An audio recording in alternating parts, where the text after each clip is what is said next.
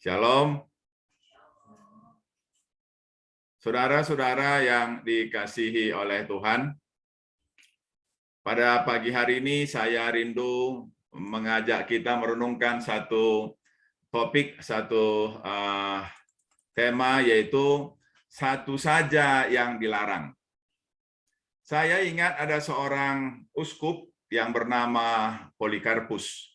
Dia adalah uskup di kota Smyrna. Pada waktu itu ada usaha dari pemerintah Romawi untuk menangkap orang-orang yang beragama Kristen dan kemudian memaksa orang-orang yang beragama Kristen untuk menyangkal iman mereka.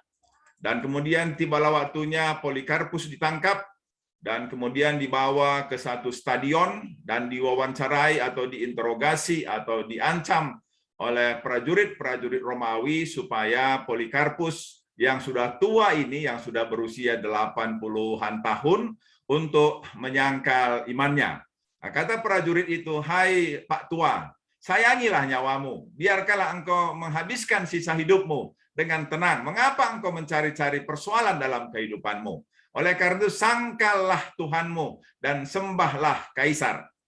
Tapi kemudian inilah jawaban dari Polikarpus yang kemudian dikenang sampai dengan hari ini. Polikarpus mengatakan, "Aku selama 86 tahun melayani Tuhan. Sekalipun dia tidak pernah mengecewakan aku. Bagaimana mungkin aku mengecewakan dia?" Dan kemudian setelah itu Polikarpus ditangkap dan kemudian dia dihukum mati. Dan kemudian dia menjadi mati martir, tetapi dia memang mati, ucapannya itu tidak pernah mati, dan selalu dikenang oleh orang percaya, menguatkan hati orang percaya, sehingga orang percaya banyak yang diteguhkan dan banyak yang dikuatkan oleh perkataan dari Polikarpus tersebut. Saudara-saudara yang dikasihi oleh Tuhan, apakah sungguh semua hidup Polikarpus sempurna, tidak ada yang kurang?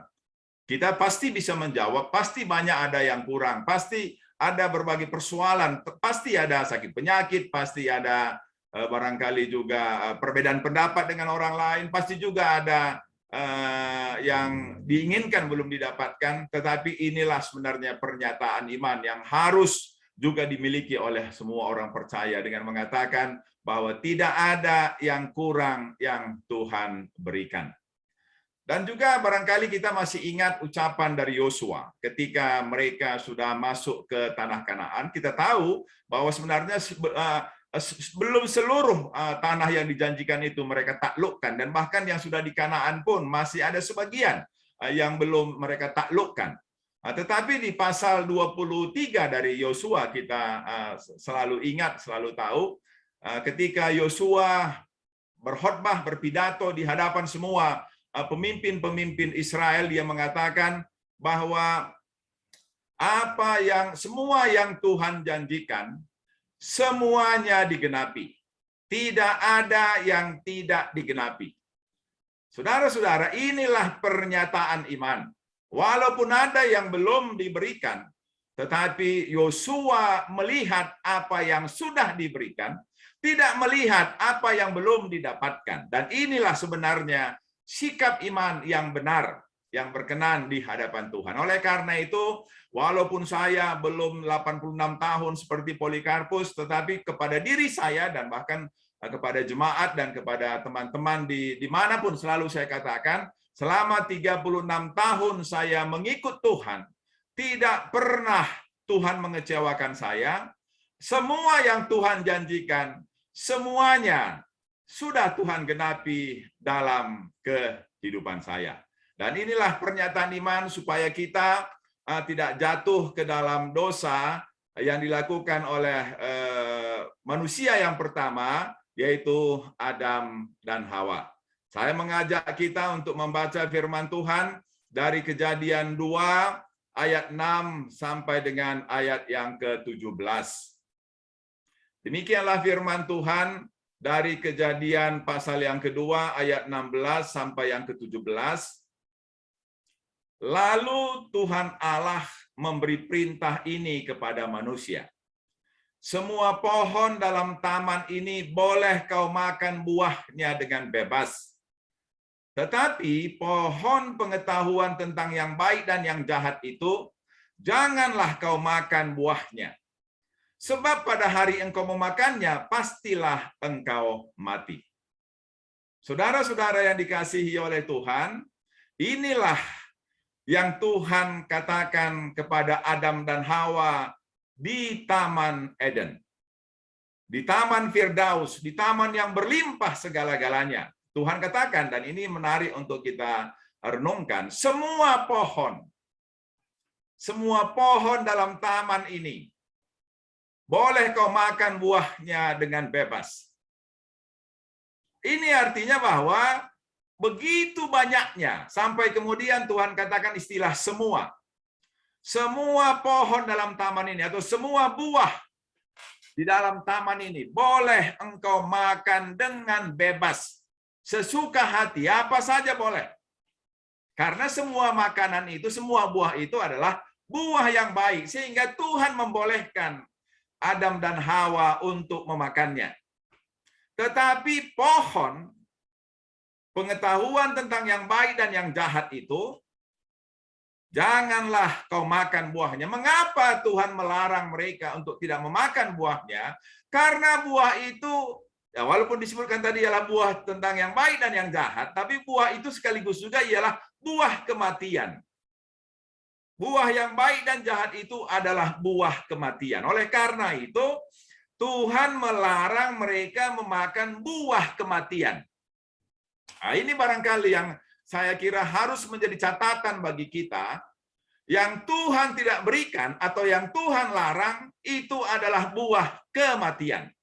Sehingga Tuhan tidak mengizinkan kita untuk memakan buah kematian atau untuk mencapai sesuatu yang dalam tanda petik adalah istilah kematian, atau untuk menyimpan sesuatu yang adalah mendatangkan kematian.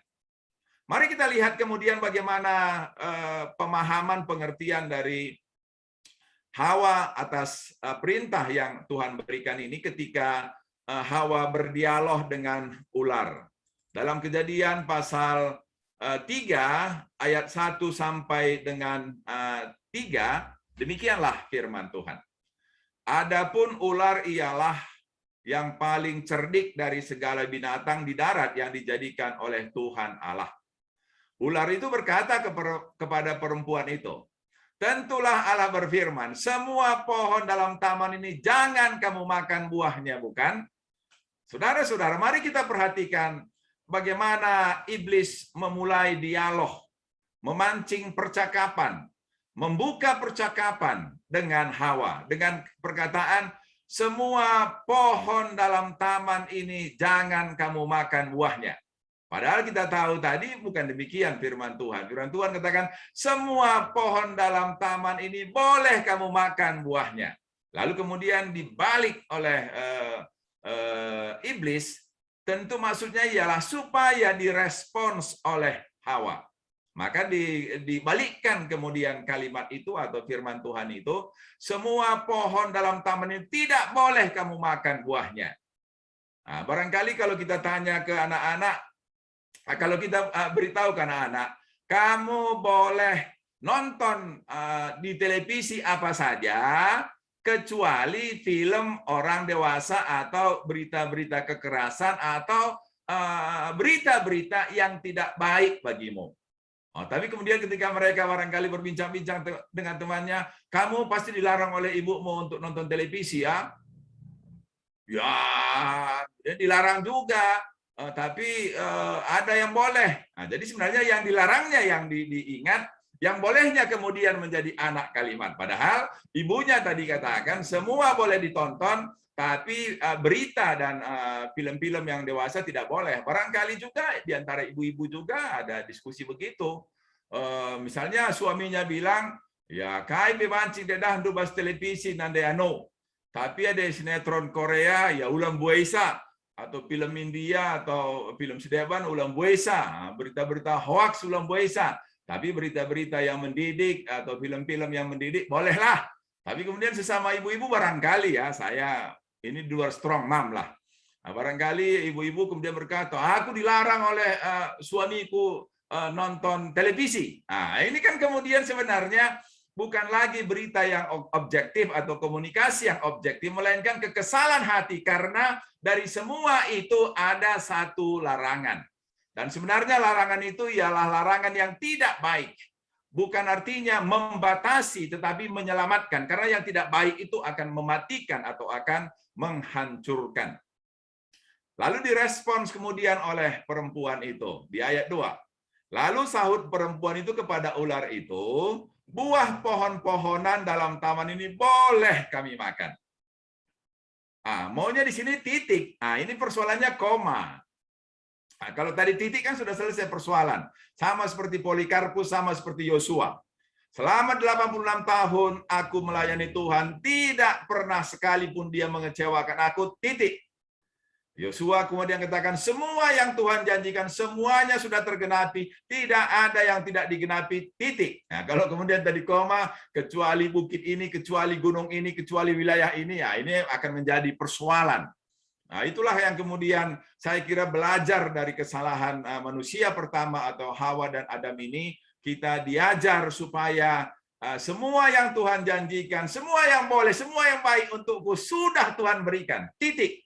Nah, jangan lagi kita pakai koma. Tapi kemudian perempuan itu atau Hawa itu kemudian membuatnya menjadi koma dengan mengatakan, tetapi tentang buah pohon yang ada di tengah-tengah taman. Nah, saudara-saudara, persepsi atau kemudian uraian dari Hawa berbeda yang Tuhan katakan. Tuhan katakan bukan buah yang di tengah taman. Yang Tuhan katakan ialah pohon yang baik, yang berpengetahuan, yang mematikan. Itu istilah yang Tuhan pakai sebenarnya. Tetapi Hawa kemudian pohon itu barangkali letaknya ya, letak pohon itu di tengah taman. Pohon yang di tengah taman, Allah berfirman, jangan kamu makan atau raba, nanti kamu mati. Karena itulah kemudian dialog berlanjut. Direspons kemudian dan bahkan disangkal dibantah oleh ular dengan mengatakan, sekali-kali kamu tidak akan mati. Yang artinya ialah bahwa apa yang Tuhan firmankan itu tidak benar. Sekali-kali yang Tuhan katakan itu tidak benar. Saudara-saudara, ini yang kita harus hati-hati. Kalau Tuhan sudah berfirman, kita harus katakan ya dan amin. Jangan sampai kemudian dunia ini atau manusia lama kita atau si iblis mengatakan tidak benar itu. Tidak benar apa yang firman Tuhan katakan. Pakailah logikamu. Pakailah akal budimu. Pakailah akal sehatmu. Bahwa firman itu tidak benar. Kamu tidak akan mati. Malahan, kamu akan tahu tentang yang baik dan yang jahat. Dan saudara-saudara yang dikasihi oleh Tuhan Yesus Kristus, kita lihat di ayat 6, bagaimana kemudian prosesnya perempuan itu kemudian melanggar apa yang Tuhan firmankan. Perempuan itu melihat bahwa buah pohon itu baik untuk dimakan dan sedap kelihatannya. Lagi pula pohon itu menarik hati karena memberi pengertian. Lalu ia mengambil dari buahnya dan dimakannya. Dan diberikannya juga kepada suaminya yang bersama-sama dengan dia. Dan suaminya pun memakannya. Mereka memakan buah yang mengandung kebaikan dan pengetahuan, mengandung pengertian itu, tetapi kemudian juga di dalamnya mengandung kematian. Dan kemudian kita tahu ceritanya bahwa Adam dan Hawa kemudian dihukum mati. Dalam pengertian mereka sudah putus hubungan dengan Allah. Dan kemudian diusir dari Taman Eden itu, sehingga segala penderitaan dunia itu menjadi milik mereka, menjadi bagian dalam kehidupan mereka. Saudara-saudara jemaat yang dikasihi oleh Tuhan, apa pelajaran yang bisa kita dapat dari cerita di Taman Eden ini di tengah-tengah masa pandemi ini? Yang pertama ialah kita harus belajar bersyukur atas 99 yang Tuhan berikan, dan bukan berfokus atas satu yang Tuhan belum berikan. Karena yang Tuhan belum berikan itu memang tidak boleh diberikan karena tidak perlu bagi kita dan tidak baik bagi kita dan bisa mematikan bagi kita. Yang baik, yang perlu itu sudah Tuhan berikan sehingga kita harusnya mengucap syukur atas segala sesuatu. Mengucap syukur atas apa yang Tuhan berikan. Tadi pagi Nora, kami berdua berdiskusi lagi sedikit. Karena kemarin siang saya sedang ngetik, Nora sedang di kamar, tapi kami merasa ada bau asap. Lalu kemudian Nora bilang, bau apa ini? Lalu saya bilang, ya barangkali dari pabrik di atas atau ada orang bakar sampah di luar, begitulah. Dan begitulah 1-2 jam, 3 jam kemudian, lalu entah bagaimana, saya lupa mungkin pukul 3 atau pukul 4, Nora kemudian membuka pintu kamar dulu tempat Teresa dan Stepi di situ tidur, dan kemudian terkejut karena rupanya ada gosokan di situ yang diletakkan di dudukan gosokan, yaitu dari thick block. Tadi saya ukur juga berapa tebal thick block itu. Tebalnya 2 cm. Nah, 2 cm, bayangkanlah 2 cm. Itu sudah hangus tembus ke bawah. Dan di bawahnya ada kasur, kasurnya pun sudah gosong, sudah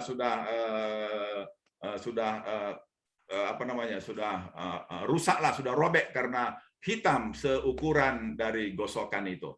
Kemudian baru tadi pagi saya renungkan, kalau misalnya kami pergi, karena kemarin sore kami pergi beli roti, kalau kami pergi dan biarkan itu terjadi, saya mulai membayangkan bahwa kasur itu yang terdiri dari kain dan kemudian dari busa itu akan mudah terbakar, dan di atas kasur itu semua pakaian-pakaian kami dan itu akan terbakar. Di sebelahnya ada lemari-lemari dari kayu serbuk itu yang mudah terbakar, dan juga di depannya itu bukan tembok semua, karena di kamar itu tidak semua tembok, tapi tiangnya itu sebagian dari kayu. Jadi ada kayu ini karena memang rumahnya rumah made in lama, rumah tradisional, sehingga fondasi tiangnya pun itu terdiri dari kayu, sehingga kesimpulannya sangat mudah terbakar. Sehingga saya sangat bersyukur kepada Tuhan kalau tadi kami pergi ke Bandung, tiba-tiba kami kembali dan kemudian lihat bagaimana orang ramai berkerumun di rumah, ada satpam yang barangkali nyiram dan barangkali ya surat-surat dan semua yang berharga kemudian sudah terbakar karena rumah kami ya ini sudah tua sehingga mudah sekali terbakar. Saya kira kalau kita mau membayangkan itu betapa besarnya berkat Tuhan. Bagaimana tadi saya bisa berkhotbah misalnya pagi hari ini kalau barangkali laptop saya pun sudah terbakar? Kan tidak mungkin juga dan pastilah sangat repot. Oleh karena itu yang baik-baik sebenarnya sudah Tuhan berikan. Yang berguna sudah Tuhan berikan, sehingga kita harus bersyukur. Bersyukur bahwa semua yang Tuhan janjikan, semuanya sudah Tuhan berikan. Jangan lihat, catat yang belum ada, karena yang belum ada itu tidak perlu. Tapi yang perlu itu sudah Tuhan berikan. Bagaimana misalnya kalau saya berpikir, seandainya kami punya satu mobil Panzer. Cobalah, ini kan kadang-kadang bisa pikiran kita begitu ya, Panzer. Untuk apa sebenarnya mobil Panzer? Kan sering sekali yang kita inginkan itu sebenarnya yang tidak kita butuhkan, yang tidak perlu dalam hidup kita. Kalau tempat tinggal kan sebenarnya perlu satu saja. Tapi kenapa orang berpikir, bagaimana kalau tiap provinsi ada rumah saya, bagaimana? Kan sebenarnya itu sesuatu yang tidak perlu. Jadi kalau Tuhan berikan, ya syukur. Tapi kalau Tuhan tidak berikan, jangan kita mencatat itu sebagai sesuatu yang kurang dalam kehidupan kita. Mari kita belajar supaya tidak mengulang lagi kesalahan dari Hawa dan Adam. Dengan mengatakan bahwa ada yang Tuhan tidak berikan. Saudara-saudara, sebenarnya yang 99 buah-buah itu pun belum semuanya bisa dimakan oleh Hawa dan Adam, karena itu jumlahnya banyak sekali. Jadi kalau yang ada itu pun belum ternikmati, belum terhabiskan, mengapa lagi harus memikirkan apa yang belum ada? Tapi itulah sebenarnya godaan dari iblis itulah selalu alat yang dipakai oleh iblis untuk membuat kita tidak bersyukur. Ada orang yang tidak menikah ingin menikah. Lalu setelah menikah ingin punya anak, lalu setelah punya anak ingin punya cucu. Dan selalu tidak bersyukur juga. Yang tidak menikah, kenapalah aku tidak menikah, katanya. Lalu setelah menikah pun dia tidak bersyukur juga. Kenapalah aku belum punya anak. Lalu setelah punya anak, kenapalah enggak aku punya anak laki-laki, atau kenapa aku enggak punya anak 5 atau punya anak 10. Selalu saja ada godaan bagi kita untuk tidak bersyukur. Tapi hari ini kita diingatkan supaya kita jangan mengulangi lagi kesalahan yang dibuat oleh Hawa dengan mengatakan seperti yang dikatakan oleh Yosua. Semua yang Tuhan janjikan, semuanya sudah digenapi. Tidak ada yang tidak digenapi dalam kehidupanku sehingga aku bersyukur kepada Tuhan Yesus. Karena semua yang kita perlu, semua yang baik, sudah Tuhan berikan. Saudara-saudara yang dikasihi oleh Tuhan Yesus. Saya dalam 2 bulan inilah ya, Nora sering sakit, itu lehernya ke punggung bahu kiri, sampai kadang-kadang ke punggung, sampai ke dada, itu sering sakit ya. Dan dalam 2 minggu ini semakin sering sakit. Kemudian sudah ke dokter, sudah diperiksa, dan kemudian dokter mendiagnosis bahwa ada saraf terjepit di leher. Dan kemudian diberi terapi, harus pakai penyangga leher, kemudian harus sering dikompres, dan juga harus makan obat. Dan kemudian kadang-kadang ketika kami jalan kaki di kampus, Nora sering mengeluhkan itu. Tapi beberapa kali juga saya katakan bahwa ada batas, ada boundary, ada batas yang harus kita terima dan kita syukuri. Saya bilang sama Nora, kalau saya memang mengendorse atau mendorong setiap kita untuk memaksimalkan kapasitas kita. Tapi kalau sudah ada batas, maka kita harus berhenti.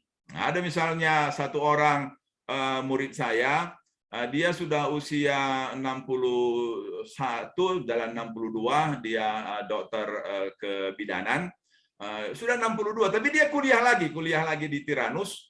Dan dia cerita bahwa dia tidur hanya 3-4 jam, tapi sehat, nggak ada penyakit apapun. Oleh karena itu tentu kapasitasnya masih bisa lah. Kalau tadi seperti komputer itu artinya masih ada memorinya, masih ada harddisknya juga yang bisa kita isi. Tapi saya bilang sama Nora, kalau kamu sudah kena stroke, lalu kemudian juga syaraf terjepit, itu artinya ya sudah sampai ke batas. Dan karena itu ya saya kira sudah harus tidak lagi memaksa diri, sudah harus menganggap bahwa inilah yang Tuhan berikan, yang 99. Jangan lagi kita paksa untuk mencapai yang satu yang tidak perlu. Saya pikir misalnya walaupun tidak menjadi guru besar, saya kira guru besar itu kan hanya hanya satu penilaian lah, atau satu simbol. Tapi kan kita bisa berikan kontribusi yang setara atau bahkan lebih daripada seorang guru besar atau seorang profesor. Jadi tidak pun profesor ya kita syukuri sajalah bahwa bagian kita sampai di sini. Tetapi tadi seperti Nora sudah bersaksi, kalau untuk berbuat baik tentu kita punya banyak peluang, punya banyak kesempatan untuk melayani Tuhan. Kita punya banyak peluang untuk bisa menyampaikan firman Tuhan atau untuk menyampaikan kasih Tuhan kepada orang-orang di sekitar kita. Oleh karena itu, saudara-saudara yang dikasihi oleh Tuhan, maka Rasul Paulus katakan bahwa mengucap syukur itu adalah perintah. Dan saya kemudian mengerti betul ya, mengucap syukurlah karena terlalu banyak yang sudah Tuhan berikan kepada kita, yang barangkali kita tidak lihat. Seperti misalnya rumah kami yang tidak terbakar. Dan ini sudah terjadi tahun-tahun barangkali ya, ketika kompor juga bisa sebenarnya bisa membakar sesuatu, tapi tidak terbakar. Ini kan sebenarnya berlimpah-limpah. Kalau nanti kita sampai di surga, barangkali di display semua yang Tuhan sudah perbuat, dan kita barangkali terbengong-bengong ya, melihat bagaimana Tuhan memberkati. Kalau bisa misalnya saya mengantar Nora ke rumah sakit, pulang lagi sampai di garasi rumah kami dengan selamat, itu pun sebenarnya adalah berkat yang luar biasa. Kalau saya misalnya di jalan nabrak seorang anak muda atau anak kecil misalnya, kemudian ditonjok orang saya, lalu masuk pikiran rakyat atau masuk berita online bahwa pendeta di Suranta Ginting bertengkar dengan seorang anak di pinggir jalan, ditonjok sampai lebam-lebam pipinya, itulah karena tidak menguasai diri misalnya. Itu kan sudah menjadi sesuatu yang sangat menyedihkan atau bahkan menjadi sesuatu yang sangat memalukan. Jadi kalau tidak terjadi sesuatu yang buruk pada kita, itu sebenarnya adalah berkat Tuhan dan kita harus mengucap syukur. Berterima kasih kepada Tuhan. Satu hari kemarin kami makan makanan yang terdiri dari ikan-ikanan. Ada ikan nila toco, dilanjutkan dengan nila kuning. Nah, itulah sepanjang hari ya. Tapi saya bilang sama Nora, kok sore badanku agak enakan ya. Oh, itu karena minggu lalu kami itu makan makanan terlarang. Apa itu saya bilang? Ada kambing, sate kambing, lalu kemudian ada B2. Lalu Nora bilang, kalau gitu kan berjanjilah supaya ke depan-depan jangan lagi. Saya nggak mengaminkan lah, karena betapa beratnya kalau tidak makan makanan terlarang itu. Padahal itu sebenarnya makanan terlarang. Tapi kita memang suka yang dilarang-larang. Apa yang dilarang memang kita suka, karena memang kita keturunan Hawa. Nah, tetapi kan hari ini untuk semua jemaat, ya barangkali entah untuk saya entah belum dulu lah ya. Nah, untuk jemaat ya, mengucap syukurlah apa yang ada, makanlah apa yang ada, terimalah apa yang ada, terimalah apa yang ada. Lalu Nora bilang lagi, tadi pagi lu juga kami diskusi ya, aku kok kemarin agak capek kurasa, saya bilang begitu deh. Kenapa capek katanya? Karena jalan kami sampai 13.000. Dan juga selain itu saya bilang saya harus menuntun yang di sebelah saya, karena yang di sebelah saya suka kali menyandarkan tangannya ke bahu saya. Jadi mau dulu bagaimana katanya? Oh iyalah, jadi bersyukur juga kalau pasangan kita pun membutuhkan kita. Coba misalnya nggak perlu dia sama kita, apa ada harga diri kita? Saudara-saudara, bukankah harga diri kita itu muncul kalau kita dibutuhkan oleh orang lain, walaupun hanya sebagai driver. Oleh karena itu, kalau kita bisa antar istri kita, itu sudah luar biasa.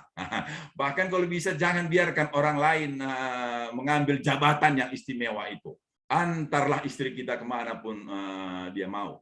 Dan bahkan saya kirim satu foto yang tidak boleh ke semua karena ada mengandung unsur pornografi. Saya kirim ke anak saya. Itu ada punggung yang terbuka dengan ada tangan yang sedang memijatnya. Saya sampaikan itu kepada anak saya untuk menunjukkan saya punya jabatan, saya punya spesialisasi yang tidak dimiliki oleh siapapun. Dan saya berani bilang itu ya, tidak ada siapapun di dunia ini kecuali Tuhan Yesus ya, yang bisa menolong Nora selain saya. Bahkan untuk mengatur menaruhkan handuk untuk kompres segala macam lah. Nah, anak-anak pun tidak. Nah, jadi itu saya kira harus sesuatu yang bisa saya pastikan. Sehingga Nora tidak bisa membandingkan saya dengan yang lain. Jangan pula nanti dibandingkannya saya dengan suami orang lain. Tidak mungkin, tidak mungkin. Dan saya kira itulah yang harus kita syukuri. Kalau bisa begitu harus kita syukuri. Jangan kita tahan-tahan tenaga kita, jangan kita tahan-tahan perhatian kita, karena itu adalah berkat. Dan tentu pasangan kita pun akan bersyukur juga bahwa ada yang Tuhan kirim kepadanya, seseorang yang memperhatikan dan yang mengasihinya. Ini yang pertama.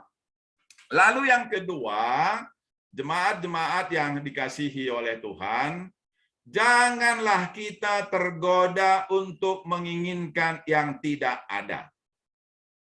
Karena yang tidak ada itu bisa jadi adalah mematikan.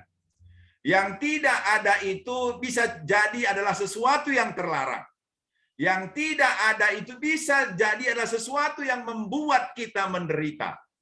tadi Nande Tia sudah bersaksi dan saya senang juga lah itu ya, bahwa ya rumah-rumah yang ditunjukkan Bapak Tia dulu setelah dilihat enggak ada bagusnya lah ya. Nah, karena ini saya kira untuk menegaskan juga seperti tadi Stepi bilang, ya sudahlah, kalau sudah, saya bilang selalu sama Nora dan anak-anak, sudahlah kalian terimalah begini orang tua kita, mengucap syukurlah kalian. Kalaupun nanti orang tua tidak bisa mewariskan rumah, tidak bisa mewariskan tanah, kan sudah mewariskan iman, sudah mewariskan ajaran.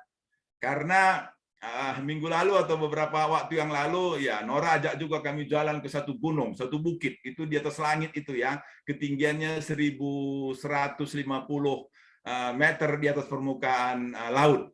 Namanya Katumiri itu ya, ada di situ dibuka perumahan baru. Lalu kemudian kemarin saya bilang, bagaimana kita lihat lagi ke sana? Saya bilang sama Nora, saya pancing dia. Oh enggak lah, banyak kali debu kakiku karena itu memang sedang sedang pembangunan. Enggak mau lagi lah katanya. Dan saya catat dalam hati saya supaya nanti bulan-bulan depan pun ya kami tidak akan ke sana lagi. Sudahlah. Artinya apa yang sudah ada ini kita syukuri. Sudah terima kasih karena sudah 60. Tapi kalau yang masih muda-muda ya jangan pula ikuti kata pendeta Gintingku tadi, kata Gabriel atau kata David misalnya, atau kata Gio misalnya, kata pendeta Ginting pun santai-santai aja lah, nggak usah lagi dipaksa. Aku pun nggak usah dipaksa lagi lah. Nggak usah lah aku berpikir buka bengkel baru, atau nggak usah lah aku berpikir untuk mencapai sesuatu. Bukan begitu maksudnya. Kalau kita sudah ada boundary-nya, sudah ada tanda-tanda ya, misalnya sudah sakit-sakit, sudah tua, ya saya kira segala sesuatu ada waktunya. Yang muda tentu harus mengendorse diri lah untuk mencapai titik optimal dari segala kapasitas yang Tuhan berikan. Tetapi kalau yang tidak ada, ya yang tidak ada, jangan kita paksakan. Jangan kita paksakan. Memang kemarin kami sedikit tergoda juga ketika kami jalan-jalan ya, karena waktu kami jalan ada masuk mobil Fortuner. Nah, sebelumnya yang sama itu pakai mobil Toyota baru itu ya, entah apa mereknya, pokoknya yang baru itulah ya. Dia hanya dokter muda, dokter puskesmas. Ya, saya terganggu juga dan Nora juga. Mungkin itu entah dari mana gitu ya. Punya 2 mobil mewah, padahal hanya dokter biasa ya, lebih senior lah. Gelarnya pun jauh lebih senior Nora ya. Kadang-kadang itu bisa menggoda kita ya. Tapi kemudian nggak kami perhatikan lah, nggak kami lihat lah, dan Nora bilang bukan itu yang kita kejar, bukan itu yang kita capai. Karena saudara-saudara belum tentu kita sanggup juga punya 2 mobil ya. Kalau Tuhan tidak berikan itu berarti memang tidak baik untuk kita. Itu saja yang kita camkan. Kalau yang belum ada, itu berarti belum perlu atau tidak baik. Jadi jangan dipaksakan untuk mencapainya. Karena kalau mencapainya seperti kata Rasul Yakobus, bahwa orang yang ingin, Paulus kepada Timotius ya, pasal 6 itu ya, dan juga oleh Rasul Yakobus, orang yang ingin kaya itu membuat hidupnya menderita. Ya, orang yang ingin kaya ya. Jadi saya kira ini dimaknai bukan berarti kalau kita hemat tidak boleh, bukan. Tapi keinginan untuk menjadi kaya itu artinya ialah tidak mensyukuri apa yang sudah ada dan ingin mencapai apa yang tidak ada yang tidak Tuhan izinkan. Nah, itu yang membuat orang kemudian menderita. Oleh karena itu saya kemudian bisa menjadi lama mengerti, berbahagialah orang yang miskin, kata Tuhan Yesus dalam Matius 5 itu. Saya kemudian sangat bersyukur bahwa kami melewati 25 tahun miskin lah, dalam arti pas-pasan betul lah. Tapi anak-anak tidak menjadi bergaul yang macam-macam. Coba tadi misalnya, apalagi gaya anak kami Stepi ya. Kalau tadi misalnya waktu dia SMA sudah bisa kami kasih mobil, waduh, sudah gawat lah, itu pasti nggak terkontrol lah itu ya. Untunglah tidak bisa dikasih apa-apa, termasuk uang juga untuk jajan atau untuk jalan-jalan. Jadi saya kira saya betul-betul mengimani kalau buat Tuhan kadang kita seperti sekarang, itulah yang terbaik. Jangan suka buah terlarang. Jangan memaksa diri untuk mengambil buah yang satu yang belum ada itu. Tapi nikmatilah 99 yang sudah ada. 99 itu, wah itu luar biasa berkatnya ya. Saya belajarlah bersyukur dan mengajak kita semua bersyukur. Pagi-pagi selalu kami syukuri, Tuhan terima kasih kami bisa hidup di pagi hari ini. Terima kasih untuk cuaca yang baik, terima kasih untuk udara yang sejuk, terima kasih untuk lingkungan yang asri, terima kasih untuk rumah yang nyaman, terima kasih untuk semua ini Tuhan. Itu saja yang selalu diucapkan setiap pagi sebagai ucapan syukur kepada Tuhan. Dan terima kasih untuk makanan yang berlimpah. Makanan berlimpah di rumah. Ada pisang, ada pepaya, di kulkas itu ada sayur, ada tomat, ada cabai, ada bawang, ada telur, ada telur. Saudara-saudara, ketika saya makan, kami selalu berdoa, Tuhan, misalnya karena sering kami lihat orang-orang yang pakai pakai pakaian apa itu, boneka itu ya, pakai pakaian apa itu, pakaian badut ya, pakaian badut itu di jalan-jalan ya, misalnya di Politeknik ini sering kami lihat. Itu mereka untuk makan pun tidak ada. Dan kalau misalnya ada yang punya anak 2-3 orang di situ ya, punya anak itu, mereka pernah juga buka bungkusan kotak mereka ya, ada di situ mungkin bala-bala atau semacam kue lah ya, bukan nasi dan bukan dengan lauknya. Itu yang mereka makan. Kita bisa makan di piring, bisa ada telurnya, kadang-kadang ada kuahnya. Minggu depan lagi nanti misalnya pasti ada sesuatu lagi yang spesial. Apa alasan kita untuk tidak bersyukur, saudara-saudara? Tidak ada alasan untuk tidak bersyukur. Dan jangan simpan di hati kita sesuatu yang dilarang oleh Tuhan. Sudahlah, lepaskanlah itu. Lepaskanlah itu. Kalau yang sudah punya suami gendut, ya sudahlah, terima sajalah suaminya gendut. Ya, syukuri aja lah. Jangan mimpi suamiku nanti jadi six packs. Sudahlah. Jangan sajalah. Dilus-lus sajalah perutnya. Ya. Mama Ginting, bagaikin makin gagah kamu kalau perut lu gendut, dia bilang. Kalau nanti kemudian dia mau kuranginya, ya kuranginya lah. Tapi kalau tidak, kita syukuri aja lah. Yang penting dia masih ada bersama-sama dengan kita. Ini kita syukuri. Anak-anak kita pun, saudara-saudara. Anak-anak kita, ya tuh, barangkali kan banyak mimpi kita ya. Tapi sudahlah, tidak usah kita paksakan sesuatu. Begini pun anak saya, ya syukurlah. Yang penting beriman kepada Tuhan, mengasihi Tuhan. Apapun pekerjaannya, bagaimanapun keadaannya, entah IQ-nya berapa, sekolahnya di mana, sudah kita syukuri. Karena itulah perintah Tuhan dan itulah yang memberi hidup. Di luar itu kematian. Nah, itu barangkali tadi dikatakan oleh Tuhan. Di luar itu kematian. Jangan cari kematian. Carilah kehidupan dengan bersyukur. Bersyukur kita atas apa yang Tuhan berikan. Memang kadang-kadang berat, tapi dengan bersyukur kita bisa menjadi ringan. Ya tentu kami pada masa tua kami kan pengen kesana kemari ya, tapi tidak bisa karena ada tanggung jawab yang Tuhan izinkan kami terima ya, sehingga tidak bisa bebas kesana kemari. Itu pun kita syukurilah. Ya sudahlah, ini Tyrannus tidak habis-habisnya untuk dikelilingi. Tenaga kita nggak cukup. Dan banyak pohon yang kita lihat. Di rumah kami sekarang lagi semangat dulu. Dulu semangat buat tanam pohonan. Sekarang pohon itu sudah berubah jadi rumput. Saya lihat juga rumputnya. Untung nggak saya foto juga ya. Tapi sudahlah, bersyukurlah. Paling nggak satu masa dulu, once upon a time katanya, ada di rumah ini yang semangat untuk tanam bunga, tapi ya, kontinuitasnya yang belum. Itu pun kita syukuri. Sudahlah, kita berterima kasih saja. Menyiramnya pun ya sudah lupa. Ya enggak apa-apalah. Jangan biarkan kita kulcipen sepanjang hari. Tapi dengan bersyukur ya kita kemudian nikmati dan kita pasti bisa mencapai usia 70 tahun. Yang sakit-sakit pun sebenarnya kalau mampu bersyukur pasti akan panjang umur. Tapi yang masih muda pun kalau sering mengeluh, sering mengutuki diri, sering kecewa, sering meratapi nasib, sering menolak apa yang sudah ada, itu tanda petik tadi adalah kematian. Oleh karena itu, jangan ada di antara kita yang menyimpan kematian dalam diri kita dengan ingin melanggar apa yang Tuhan tidak beri, ingin yang mencapai yang satu yang tidak Tuhan berikan.